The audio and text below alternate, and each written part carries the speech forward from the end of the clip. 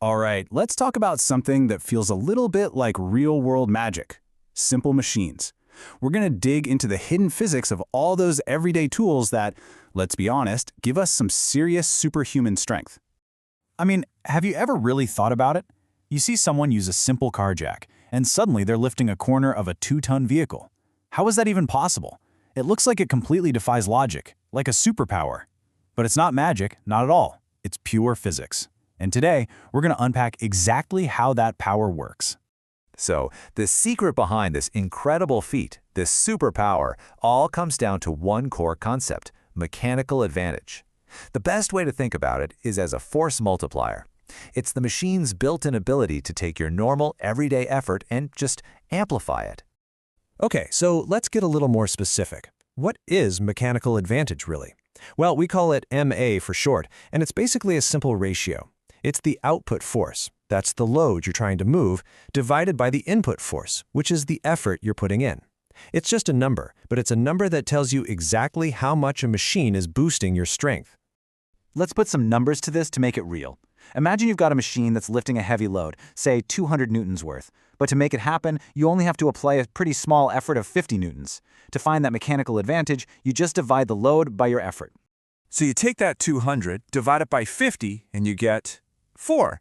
And that's the whole point. An MA of 4 literally means this machine makes you 4 times stronger. For every 1 unit of force you put in, you get 4 units of force out. That's how a simple tool can lift something as massive as a car. But you know, multiplying your force is really only half the story. To truly get what's going on, we have to look at the machine's design, what I like to call its blueprint. And this brings us to another key idea, something called the velocity ratio. Now, unlike mechanical advantage, which was all about force, the velocity ratio, or VR, is all about distance. It's another simple ratio, but this one compares how far you have to move your hands, the effort distance, to how far the heavy load actually moves. And right here, this is the fundamental trade-off in physics. You've heard it before, there's no such thing as a free lunch. To get that amazing boost in force, you have to pay for it somehow. And you pay for it with distance. You have to apply your effort over a much, much longer journey, so that the load can take its short but incredibly powerful journey. So for example, let's say you're pulling a rope for a full 10 meters, but the heavy object you're lifting only goes up by 2 meters. Well, the velocity ratio is just 10 divided by 2, which is 5. And that number, that's baked into the physical design of the machine itself. Okay, so we've got the machine's perfect blueprint, the VR. But we all know the real world is never quite that neat and tidy, right? There's a villain in our story, a force that always gets in the way of a perfect plan. And its name is friction. And this is the absolute key difference you have to remember.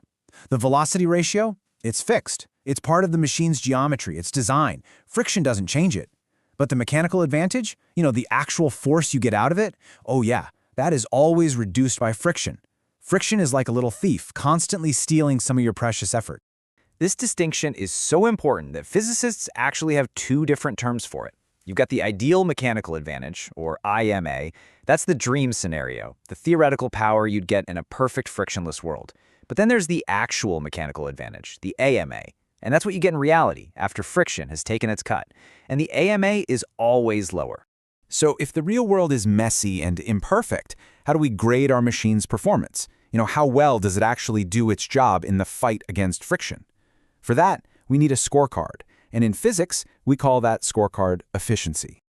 Efficiency is just a percentage that tells us how good a machine is at converting the work we put in into useful work that comes out. And the formula, it's this beautiful little summary of everything we've just talked about.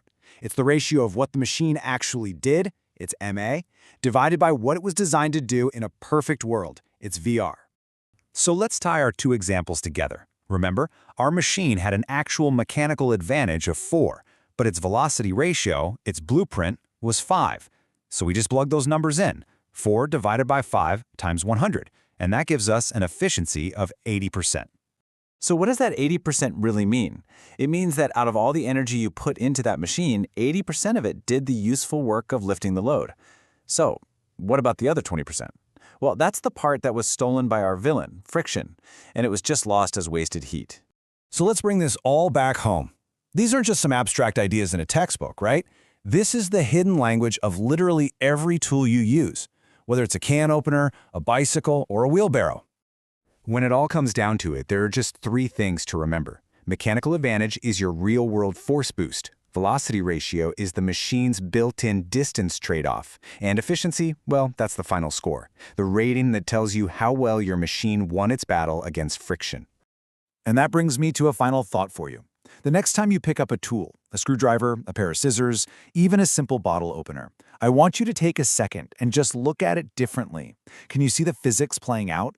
Can you actually feel that trade-off? You know, the long distance your hand has to travel just to make a really tough job incredibly easy? Think about it.